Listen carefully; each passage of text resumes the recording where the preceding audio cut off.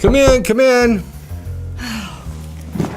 Well, good morning, Paris. How are things on the women of Sweet Swine County? Well, Jeff, that's why I've stopped by. I wanted to talk to you about the direction of our show. Oh, I'm sorry, Paris, but Our Story Production, it presents the women of Sweet Swine County in association with Cluck TV, but that means your boss is Cousin John. Shoot. Well, I guess I'll go over to the Cluck TV offices and talk to Cousin John, but what are you doing anyway? Multitasking, Paris, multitasking. Here at Our Stories Productions, Shelley does all the filming and editing. Well, she's taking the day off or something. Something about not having a day off in years.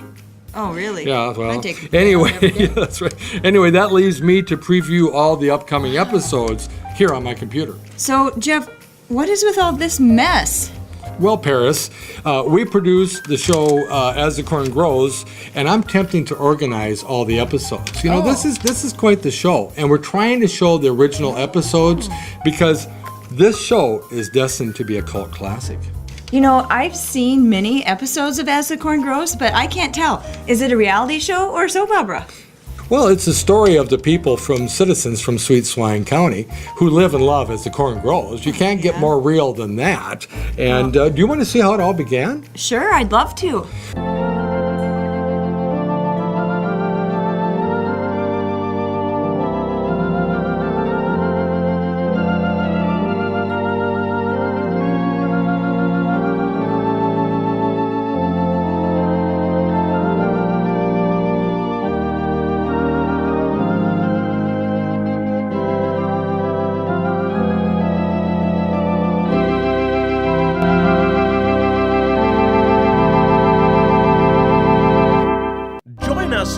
For the first episode of As the Corn Grows. Today we join neighbors Mrs. Swanson, Prairie Ann, Cousin John, and County Extension Agent Elmer Plow as they discuss the fate of Aunt Ella. So, what's so all-fired important that you got us here at the crack of dawn? Yeah. Oh, Mrs. Swanson, Prairie Ann. Well, it's Aunt Ella. Well, I had that much figured out. Did she take a fall? Most accidents happen in the home. Hush, Elmer. When did she call you, Mrs. Swanson? Well, she called me at 4 o'clock this morning. I knew something was wrong. Her voice was very shaky. I just came right over, found her laying unconscious on her bedroom floor. I called the doctor, and then I called you three. Tell me more about what happened on the soap. Well, Paris, the next few episodes are very, very exciting because there's a tearful goodbye to Aunt Ella, and then the funeral. Oh. How are you feeling? The doctor said it's only a matter of time now. Oh, but you can't be dying, Aunt Ella. Besides, your color is good. And you're a terrible liar, my old friend. You can't be dying. Oh, but I am dying. The good Lord's a-calling my name. Stop saying that. What will we do without you? Oh, the world will keep spinning long after I'm gone. But say, I've always been wondering about something. We've known each other for over 40 years now. Yeah? Well, I wonder, why is it that you always call me Aunt Ella and I call you Mrs. Swanson?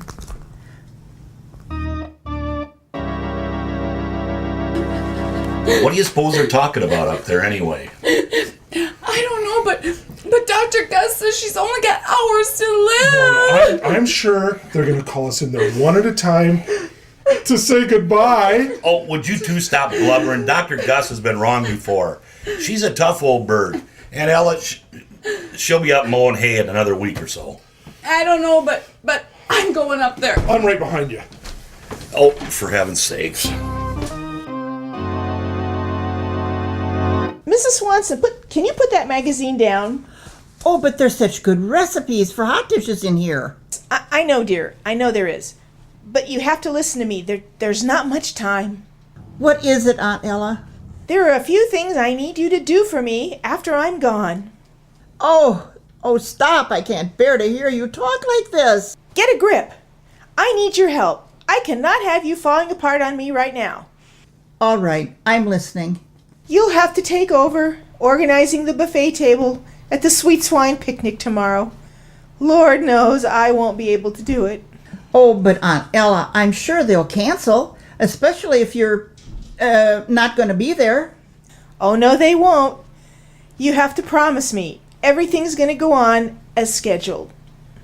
But it won't be the same without you. Promise me. Good. That's settled. Now, about my will. What was that? Who's out there? Aunt Ella, it's me, Prairie Ann. Can I come in? Are you alone? No, I mean, yes, it is just me. Can I come in? Giddy up. Well, get in here, child. I can't have you lurking out there in the hallway. I've been so worried. Oh, Aunt Ella. All right. Now that you're here, I need you to promise me that you're not going to breathe a word of what I'm going to tell you until a month after I'm gone. Gone? What are you talking about, gone? Aunt Ella, you can't go. There's a little patch of heaven just waiting for me, child. Prairie Ann, get a grip. You know, Prairie Ann, you have to keep striving for your dreams, dear, because after all, your dreams are what make you, you. You're right, Aunt Ella, and I'm gonna be the biggest thing to ever hit these parts, I promise you. Now, back to my will. Is someone out there? Who's out there? It's just me, Aunt Ella. Elmer Plow. Well, Elmer, get in here. I can't have you pacing around out there, too. I'm sorry, Aunt Ella, but I was just checking your door lock. It just wasn't quite working right. You know, a properly functioning door lock is a very important part of farm safety. And I know you're out there, too, John. Get in here. I just came by to see how you were. As long as you're all in here, I want to say my goodbyes. As I lay here dying, I've had a lot of time to reminisce about all those years, long, long ago, when all my nieces would come out and play in my pool and drink lemonade on my porch. Well, nieces, but how about me? I'm your only nephew. Well, I have some fond memories about you too, John. When that camel spit in your eye and you kept going on and on and on about it. There'll be more summers, Aunt Ella. There will. I hear the Lord a-calling, my little prairie angel. But my last thoughts have been about Katie. My darling, darling, darling Katie. Is she? She's gone.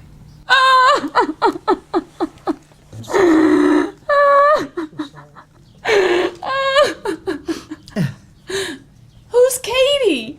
What? You remember Katie? I don't. She used to come every summer for a whole week and play with you. You know, she's that big shot magazine editor out there in Hollywood. Mrs. Swanson, don't forget to pick the rhubarb. And you, John, it was just camel spit.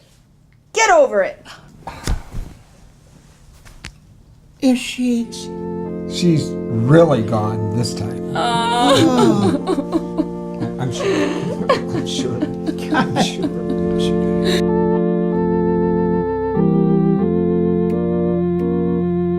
She displayed her award proudly in her home. A major award. Till the day she I can died. only dream of such an honor. When President Harry Truman presented Ella her award, he said, "Women like Aunt Ella are what make this country great, and she is truly a national treasure." Aunt Ella was also known as a great cook. She won many blue ribbons for her hot dishes and pies. Aunt Ella won blue ribbons at every county fair in southern Minnesota. and I had them wish displayed I could proudly bring in her home the dining room. blue ribbon just Visitors came once. all over the country to see her collection of blue ribbons. Always a woman who took her work seriously, she only had one accident on her farm in over 75 years, when a camel spit in her nephew's eye. Aunt Ella started the first I sure farm hope safety everyone hears that program in about southern farm safety. Minnesota, What's and that I was smell? president of Food? the local chapter Hey, for over 50 years. who's that in the veil? Aunt Ella was the firstborn of Axel and Alva Olson. Norwegian I know immigrants Ella that came said to this country in no 1960. flowers, but please. This place looks like it was decorated by a committee. Don't worry, Aunt Ella. Quilting will never die. Aunt Ella loved my kids. Maybe they will be in the will. No flowers. A mysterious woman in a veil. Something funny. We are on the case. If they think they are sad today, wait until they hear the will. Where are we and what year is it? Now I'm the oldest member of our family. No one loved my hash browns more than Aunt Ella. Ella, we will miss her.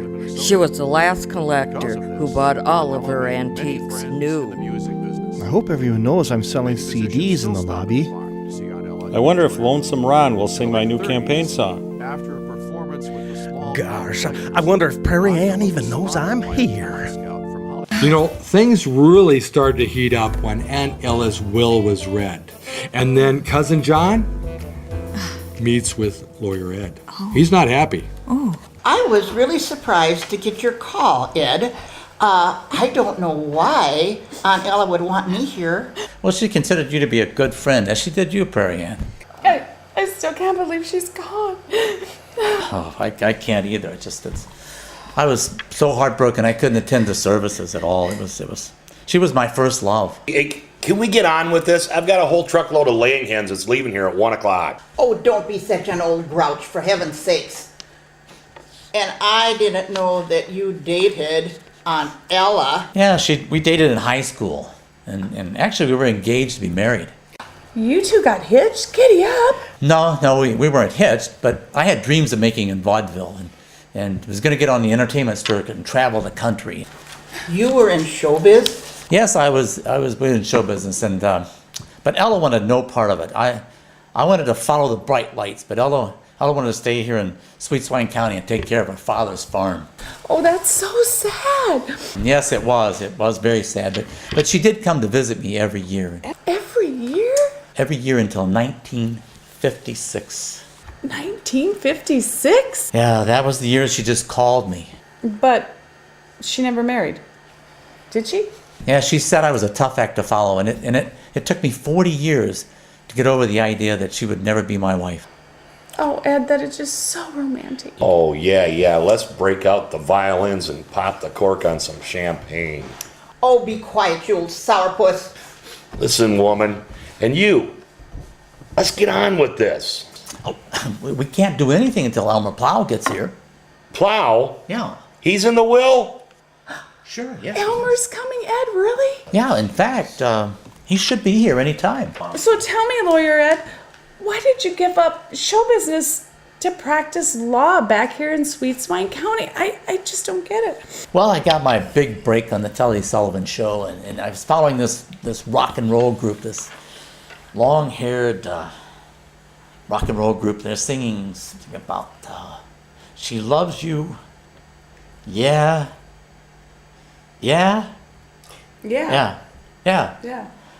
And then the crowd went frantic, and that was. So why did you quit? Well, I had kind of a dry spell. You might call it a dry spell.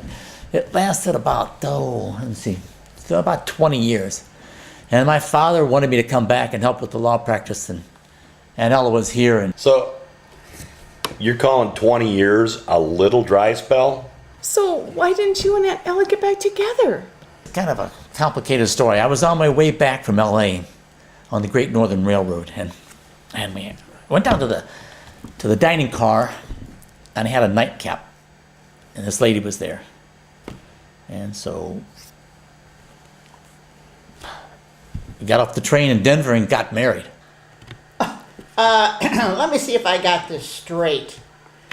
You pined for Aunt Ella for 40 years. Yeah. And then you're on your way back to town. You meet, fall in love, and marry a woman on a train. It lasted 14 wonderful days. You were only married for 14 days? Yeah, 14 days, but they were magical. Oh, Elmer. You were married only 4 Sorry I'm late, folks, but this biker gang out by Marvin Monroe spooked his buffalo herd and trampled all of Clem Johnson's corn. Elmer, are you okay? Now, I'm okay, but the corn isn't. Let's get started. Oh, it's about time. You're not the only one that's busy, John. I have a pie in the oven. Pie? What kind of pie? Just relax. I'll buy you a pie, okay? Let's get on with this thing. Yes, I've called you all here for the reading of the last will and testament of Aunt Ella. You mean we're all in the will? You most certainly are. And what we're going to do is we're going to watch a little video that Aunt Ella prepared before we read the will. Good morning, Mrs. Swanson, Elmer, Prairie Ann, and of course you, John. I went over to Newport and had this here video message made. I bet you thought you heard the last of me, didn't you, John? Just a little after-death humor. You're here today for the reading of my will. Now, Mrs. Swanson and Prairie Ann, stop crying. There ain't no need to cry. I'm in a far better place, and I know I've left my farm in good hands. Elmer Plow, I know that you're a good man, and you'll do whatever I ask when it comes to taking care of my farm. You know, death is a part of life, and I had me a good long run. So don't cry and don't have any regrets about anything, because I'm having a high old time up here in heaven. Well, Lawyer Ed, get on with it. I'll sure miss Sweet Swine County, but I'm in a far better place. Oh, and Elmer, one more thing, very important. Please, take good care of my dear Katie. Well, this is the reading of the will of Aunt Ella, and states in here that she would like to start with Mrs. Swanson. Mrs. Swanson, Aunt Ella would like to give you all of her recipe books for pies and hot dishes. Oh, I can't believe it. Why, Aunt Ella was the best cook in all of these parts, even better than me. Why, she won blue ribbons in every contest at the county fairs. Thank you, Aunt Ella. Oh! And to my goddaughter, Prairie Ann, she gives you the horse award that she won in 1946. It's a major award. Oh, you all know Aunt Ella absolutely cherished this. Now all my dreams are gonna come true. Giddy up. I don't see how a small horse award's gonna make all of your You'll see, Ed. your dreams come true. Listen, Ed, can we wrap this up, please? Right now, well, and Elmer Plow, we have all of our safety manuals. Now we've got a lot more in the basement, boxes of these. All of our safety manuals from 1935. God, love that woman. Oh, for crying out loud, Plow. Let's go, Ed, come on. And for Cousin John, we have plat books, all of our plat books. We've got boxes of those also, and our collection of seed corn caps. You'll be the best dressed farmer at the coffee shop. Seed corn caps. Yeah, what about the farm? Okay. We're going right. That's the next item, the very next item. Right. Okay. Well, it's the house. Yeah. The farm buildings. Uh-huh. Yeah. All the machinery and the farmland I leave to my darling niece Katie. Katie.